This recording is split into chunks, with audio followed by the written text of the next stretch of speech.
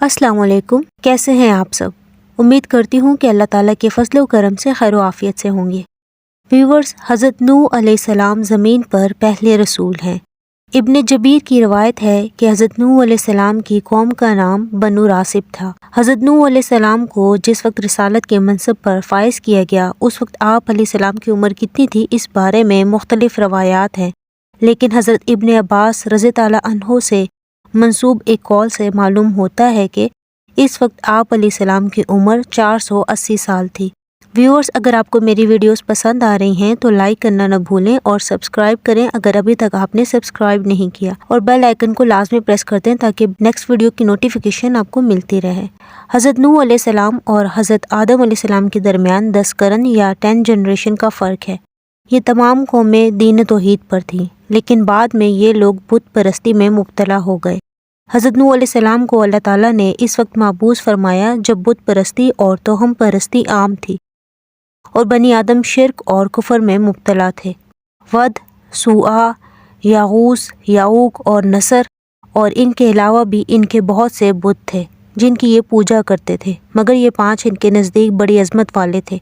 With تو مرد کی صورت پر تھا، سوآ عورت کی صورت، یاغوث شیر کی شکل اور یعوق گھوڑے کی اور نصر کرگس کی شکل کا تھا۔ یہ بت قوم نوح سے منتقل ہو کر عرب میں پہنچے اور مشرکین کے قبائل نے ایک ایک اپنے لیے خاص کر لیا۔ ایک روایت کے مطابق ود حضرت نوح علیہ السلام کی قوم کا ایک نیک، متقی اور صالح شخص تھا، اپنی قوم میں بے حد مقبول تھا۔ جب اس کا انتقال ہوا تو لوگ اس کی قبر پر جمع ہو کر گریہ و زاری کرنے لگے۔ ابلیس نے ان کا رونا دیکھا تو انسانی شکل میں ان کے پاس گیا اور ان سے کہا کہ تمہارا رونا بتاتا ہے کہ تمہیں اس سے بہت محبت تھی، کیوں نہ میں تمہیں اس کا بت بنا دوں، تم اسے اپنی مجالس میں رکھنا، اس طرح اس کی یاد تمہارے دلوں میں ہمیشہ زندہ رہے گی۔ لوگوں نے اس کی بات مان لی اور اس نے ایک بت بنا کر انہیں دیا جسے انہوں نے اپنی مجالس میں رکھ لیا۔ جب شیطان نے دیکھا کہ لوگ اس میں بہت دلچسپی لے رہے ہیں تو اس نے ان لوگوں کو ایک ایک بت بنا کر دیا جسے انہوں نے اپنے اپنے گھروں میں رکھ لیا۔ اس طرح بت پرستی کا آغاز ود کے بت سے ہوا۔ پہلے پہل ود کو صرف یاد کرنے کے لیے گھروں میں اس کا بت رکھا گیا تھا، مگر بعد میں اس کی عبادت شروع کر دی۔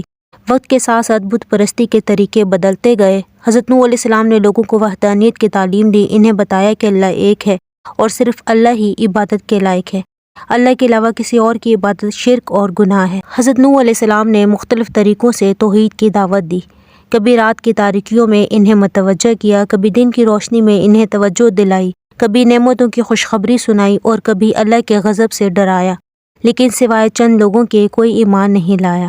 حضرت نوح علیہ السلام کی قوم کے لوگ بت پرستی میں اتنے آگے نکل چکے تھے کہ آپ علیہ السلام کے دشمن ہو گئے اور ہنستے کہ آپ علیہ السلام کے ساتھ جو لوگ ہیں وہ کمزور اور ضعیف لوگ ہیں، یہاں تک کہ جب کوئی وفات پاتا تو اپنی اولاد کو وصیت کر جاتا کہ حضرت نوح علیہ السلام کی مخالفت جاری رکھے۔ بچوں کو حضرت نوح علیہ السلام کی مخالفت کی ترغیب دی جاتی۔ حضرت نوح علیہ السلام اپنی قوم میں 950 سال رہے، لیکن سوائے کچھ لوگوں کے کوئی بھی ہدایت کے راستے پر نہ آیا۔ سرکشی اور عداوت حضرت نوح علیہ السلام کی قوم کے دلوں میں گھر کر چکی تھی، اور آپ کی قوم کے سرداروں نے کہا کہ اگر تم سچے ہو تو جس عذاب سے ہمیں ڈراتے ہو لے آؤ ہم پر۔ پھر حضرت نوح علیہ السلام کو وحی ہوئی کہ جو لوگ ایمان نہیں لائے یہ کبھی بھی مسلمان نہیں ہوں گے اور اللہ تعالیٰ انہیں غرق کر دیں گے، اور ساتھ ہی حضرت نوح علیہ السلام کو کشتی بنانے کا حکم ہوا، اور حکم ہوا کہ آپ علیہ السلام ایک درخت لگائیں۔ چنانچہ آپ علیہ السلام نے درخت لگایا۔ 100 سال یا ایک قول کے مطابق 40 سال بعد آپ علیہ السلام نے اس درخت کو کاٹا اور اس کی لکڑی سے کشتی تیار کی۔ حضرت نوح علیہ السلام کی قوم آپ علیہ السلام کو کشتی بناتے ہوئے دیکھتی تو آپ علیہ السلام کا تمسخر اڑاتی، عذاب الہی ان کے تصور میں بھی نہ تھا۔ حضرت نوح علیہ السلام انہیں ڈراتے کہ وقت اب تمہارے ہاتھوں سے نکل چکا ہے۔ حضرت محمد بن اسحاق رحمۃ اللہ علیہ کا قول ہے کہ کشتی ساگوان کی لکڑی سے بنائی گئی، اور ایک قول کے مطابق کشتی صنوبر کی لکڑی سے تیار کی گئی تھی اور اس کے اندرونی اور بیرونی جانب تار کول لگایا گیا تھا۔ سامنے والا حصہ اونچا اور نوکدار تھا تاکہ پانی کو چیر سکے۔ یہ دنیا میں بنائی جانے والی پہلی کشتی تھی۔ حضرت قتادہ رضی اللہ عنہ سے مروی ہے کہ کشتی کی لمبائی 300 گز اور چوڑائی 50 گز تھی، اور حضرت عبداللہ بن عباس رضی اللہ عنہ کا قول ہے کہ لمبائی 1200 گز اور چوڑائی 100 گز تھی۔ اس کشتی کی اونچائی 30 گز تھی اور اس کی 3 منزلیں تھیں، ہر منزل 10 گز کی تھی۔ نچلی منزل میں چوپائے اور وحشی جانور تھے، درمیانی منزل میں انسان اور بالائی منزل میں پرندے تھے۔ کشتی کا دروازہ چوڑائی میں تھا اور اس کے اوپر ڈھکن تھا جسے بند کر دیا گیا تاکہ پانی اندر داخل نہ ہو سکے۔ حضرت نوح علیہ السلام کو حکم ہوا کہ جب دیکھیں کہ تنور ابلنے لگے تو کشتی میں سوار ہو جائیں اور جانوروں کے 2 جوڑے بھی کشتی میں سوار کر لیں۔ مفسرین کرام کے نزدیک تنور سے مراد زمین کی سطح ہے، جبکہ بعض کے نزدیک روٹی بنانے والا تنور جس میں آگ ہوتی ہے۔ حضرت عبداللہ بن عباس رضی اللہ عنہ کے مطابق یہ تندور ہند میں ایک چشمہ ہے، اور ایک قول کے مطابق اس تنور سے مراد پھوٹنا اور فجر کا روشن ہونا ہے۔ جب اللہ تعالیٰ کا حکم آیا تو بارش شروع ہو گئی اور زمین کی سطح سے پانی ابلنے لگا، یا جب تنور ابلنے لگا تو حضرت نوح علیہ السلام نے سب کو کشتی میں سوار ہونے کا حکم دیا۔ کشتی میں سوار ہونے والوں کی تعداد کے بارے میں بھی مختلف آراء ہیں۔ حضرت عبداللہ بن عباس رضی اللہ عنہ سے مروی ہے کہ یہ 80 لوگ تھے جن کے ساتھ ان کی بیویاں بھی تھیں۔ حضرت نوح علیہ السلام کے 3 بیٹے حام، سام اور یافیس کشتی میں سوار ہوئے، لیکن یام یا کنعان طوفان میں ہلاک ہو گیا۔ مفسرین کرام کے قول کے مطابق پانی زمین پر بلند ترین پہاڑوں سے 15 گز اونچا ہو گیا تھا۔ حضرت نوح علیہ السلام نے کشتی میں سوار ہونے کے بعد اپنے بیٹے یام یا کنعان کو، جو سارے کنبے سے الگ ہو کر کافروں کی صحبت میں تھا، آواز دی کہ کافروں کا ساتھ چھوڑ کر ہمارے ساتھ سوار ہو جا تاکہ اپنے آپ کو اس عذاب سے بچا سکو۔ لیکن وہ خیال کر رہا تھا کہ جیسے معمولی سیلابوں میں انسان اونچی جگہوں پر جا کر جان بچا لیتے ہیں، میں بھی کسی اونچے پہاڑ پر چڑھ کر جان بچا لوں گا۔ حضرت نوح علیہ السلام نے کہا کہ یہ عذاب الہی ہے، آج کوئی بھی اس عذاب سے نہ بچ سکے گا، ہاں اگر خدا رحم کرے تو بچ سکتا ہے۔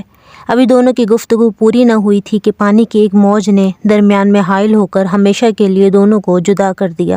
حضرت نوح علیہ السلام کی 3 بیویاں تو کشتی میں سوار تھیں، لیکن چوتھی بیوی جو یام یا کنعان کی والدہ تھیں وہ کفار کے ساتھ تھی اور غرق ہونے والوں کے ساتھ غرق ہو گئیں۔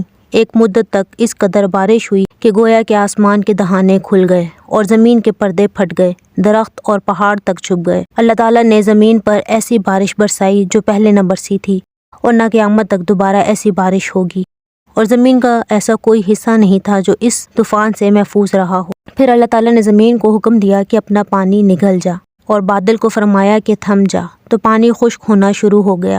کشتی جودی پہاڑ پر جا لگی۔ پھر حضرت نوح علیہ السلام نے کوے کو خبر لانے بھیجا تو وہ واپس نہ آیا۔ پھر آپ علیہ السلام نے کبوتر کو بھیجا تو وہ منہ میں زیتون کا پتا لایا اور اس کے پاؤں کیچڑ سے بھرے ہوئے تھے، جس سے آپ علیہ السلام کو اندازہ ہوا کہ پانی سطح زمین سے نیچے ہو گیا ہے۔ پھر حضرت نوح علیہ السلام کشتی سے نیچے اترے اور وہیں قیام کیا۔ جس جگہ آپ علیہ السلام نے قیام کیا وہ جگہ سمانین کے نام سے مشہور ہوئی۔